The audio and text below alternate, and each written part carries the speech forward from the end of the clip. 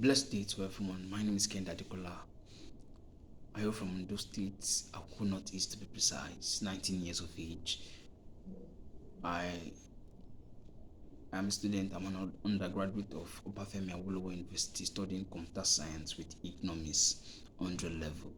Well, I'd like to partake of the ongoing industrial training at Texas because I see myself team fit. I see myself willing to work, willing to learn, good communication skills, and more so I'm a web developer, an intermediate web developer, and I see this opportunity as one which can build me for the nearest future. So without much ado, most of us have used apps, and the bug, these apps gives us problem. Sometimes when we try to log into them and they try to they just give some sort of errors, and now in Nigeria many people are complaining about banks and all. That's one of what we'll be talking about. But then, what do? We just go on their Play Store apps and we leave a review of this app's bugs, this app is frustrating, this app is that and that and that. But then, have you sat down to think about who is actually managing this website? I mean, what's happening and why is this happening? Well, I'm glad to inform you about the software quality assurance engineer. But before we go to software quality assurance engineer, have you thought of what's software quality assurance? I mean, SQA for short. Well, SQA is a process by which a software is and its activities, its methods make sure that they meet the defined standards. But then, what is defined standards? I mean, I can't just keep going like this and like this. Defined standards are standards by which a software application must meet. I mean, there are requirements for which software must meet before it's being publicized and open to the public. But then, what are examples of defined standards? Defined standards can include ISO 9000. ISO simply means that International Organization for Standardization. ISO 9000, ISO 15504, CMMI, and TMMI. Don't let me bore you with the names. Well, what is SQA? And I mean, what are the activities of SQA? So, the activity of SQAs are simple. Simply, what they do is that the first thing is purpose section. I mean, why should we create this app? Why should we create this app? The second one is the reference section. I mean, what should we be referring to? What are our target and what audience are we targeting? The next thing is the software configuration management system, and what did they do in software configuration management system? What they do is that they try to configure, as simple as that, the code control, the section, the testing methodology, and all that. Now, what are the activities of SQA?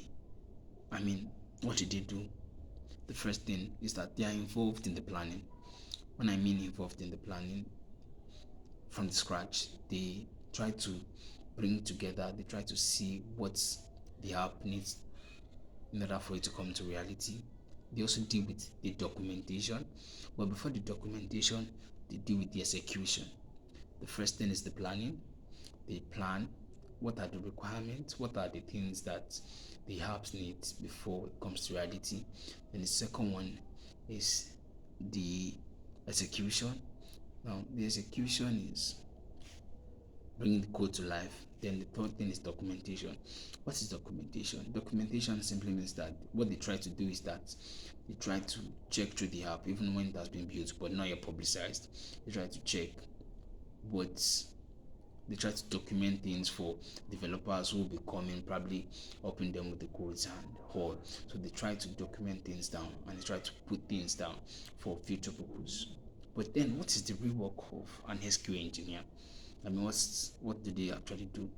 Well, what they do is that they break things. Don't freak out. Don't freak out. Yeah. So they break things.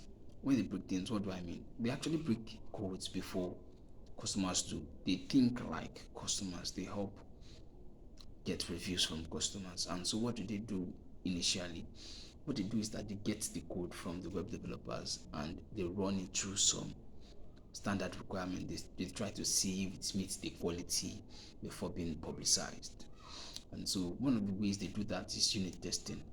Well, what is unit testing? Unit testing simply means that trying to prove a code wrong before making it right. Yeah, it sounds somehow, but what they do actually is that they try to fix in things that the customers might do, because why? The software developers are not actually will not actually be responsible for everything that the customers slotting into the application. So they try to prepare for the nearest future for whoever just comes and just put in whatever they like and so on and so forth. That's what they do basically. Now, what are SQ activities? I said one. The first thing is that they create an SQ management plan. As I've said earlier, they help to bring things together. They set the checkpoint. What are the checkpoints? This is where you should stand. I mean, this is the database and all. They apply software engineering techniques. What are the software engineering techniques? Well, I don't want to bore you with that. Then force process adherence, and they make sure, as usual, that the applications meet the requirements needed, even until the design. So, have you used the app and then they said something sort of um, drop your review? Well, that's the work of a software engineer. I mean, a software quality assurance engineer. So they try to get feedbacks from the users, and then they're also in charge of the maintenance of such apps even after it has come into existence and it has been publicized. So they try to maintain such apps. And then, how do they do these things? Well, for bigger companies, they like to employ the manual form of SQ engineers. So the SQ engineers can be manual, automatic. Now, the bigger companies like to employ the manual engineers. Manual engineers in the sense that they try to employ physical people who would help them debug their code, help them to make sure that their code meets the requirements and is healthy for everybody. And then the bigger companies employ a bunch of them just to make sure that their software meets the required process. They employ a bunch of them, and they also deal with the automatic ones. But much more of the smaller companies uses automatic SQL engineers, meaning that they use automatic debuggers like Selenium, Cypress, Web, sorry, WebDriver. They use Selenium, WebDriver, and as I've mentioned earlier, and Cypress.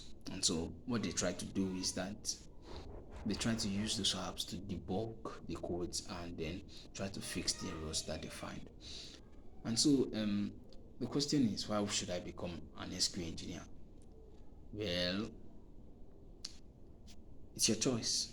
But then you must think that SQL engineers are just not too useful of a thing since they have the automatic way of debugging things. Well, the SQL engineers' salaries ranges from $25,000 a year to about $120,000 a year.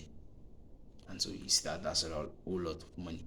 So it ranges between $2,000 to about $8,000 per month. And you see that the usefulness of SQL engineers and the usefulness of SQL activities in the development of a software application can never be overemphasized. Well, I hope you have learned something today, and I'll see you next time. Thank you.